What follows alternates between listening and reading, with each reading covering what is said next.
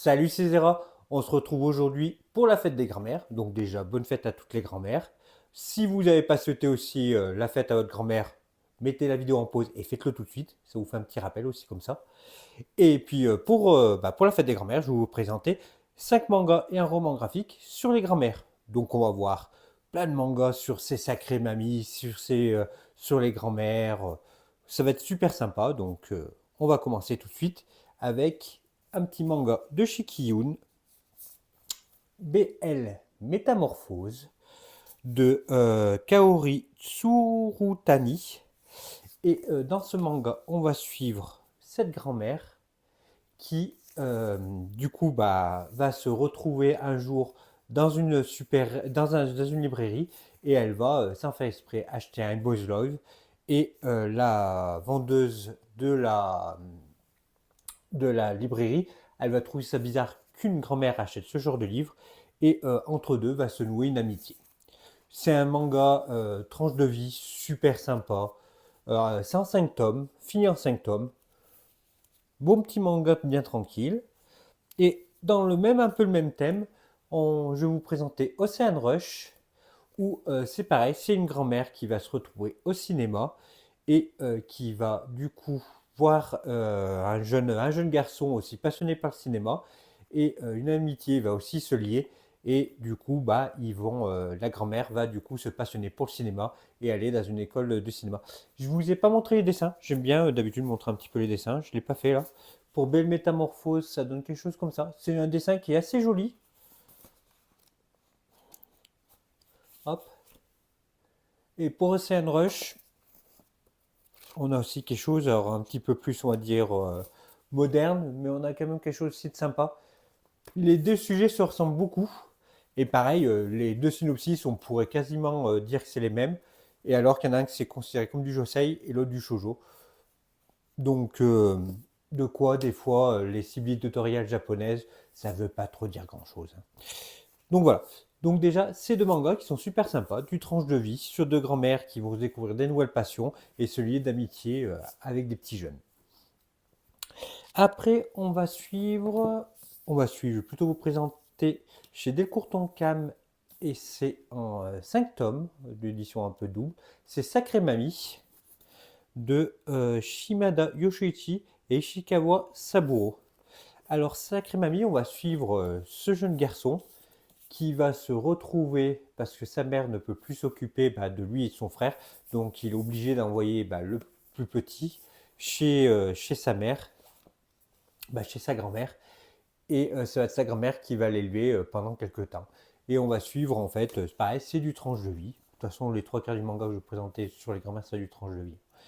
Donc ça a du tranche de vie sur la grand-mère qui va un peu être, c'est un peu la grand-mère un peu qui sert un petit peu les vis, faut que ça soit carré. Et pareil, donc ils n'ont pas le sou vu que c'est après-guerre. Et du coup, on va suivre les petites aventures de sa grand-mère, de ce petit garçon. Et c'est pareil, très sympa. À lire à petite dose, parce que vu que c'est quand même des doubles tomes, on se lasse un petit peu. Mais à suivre de temps en temps, à mettre sur la table de chevet, se lire un petit chapitre chaque soir. C'est comme un manga qui est super cool. Et là maintenant, je vais vous présenter un autre manga. Cette fois, c'est chez Ankama. C'est Shadow Life de Hanzu et Hiromi Goto.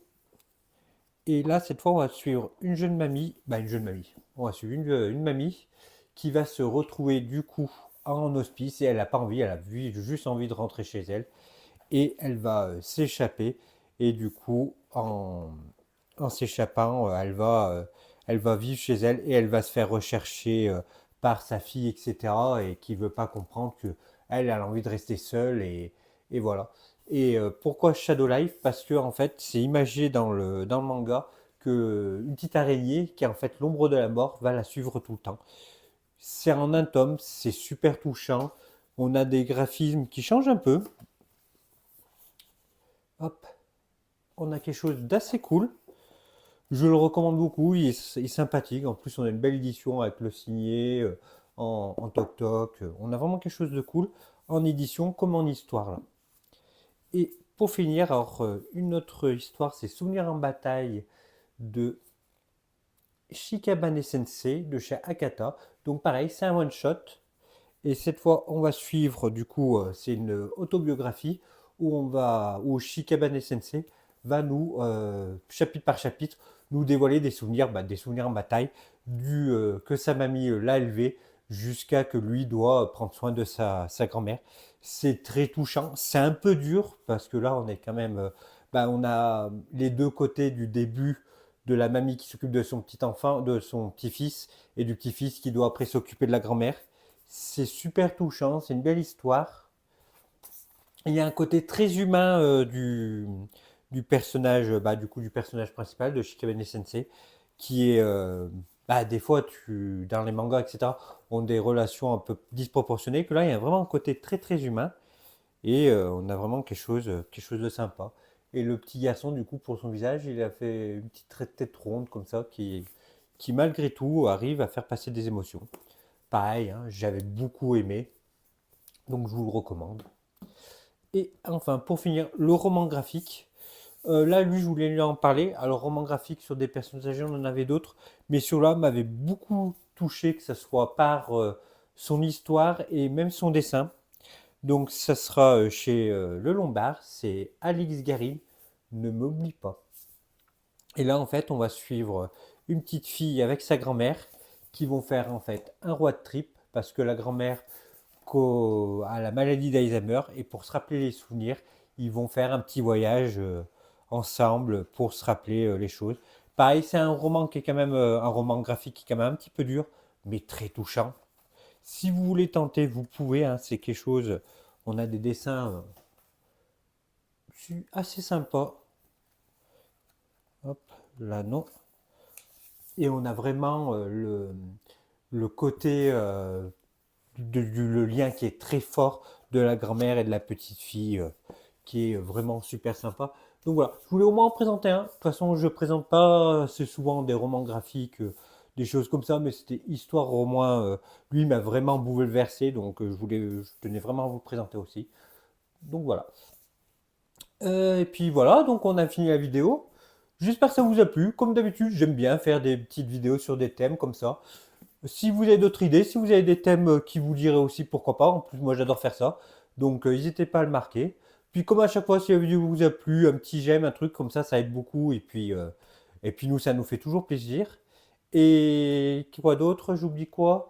Si vous abonnez, si vous êtes toujours pas abonné, ça aussi, ça nous fait plaisir. Voilà. Donc, je vous dis à bientôt pour la prochaine vidéo. Et puis, la bise!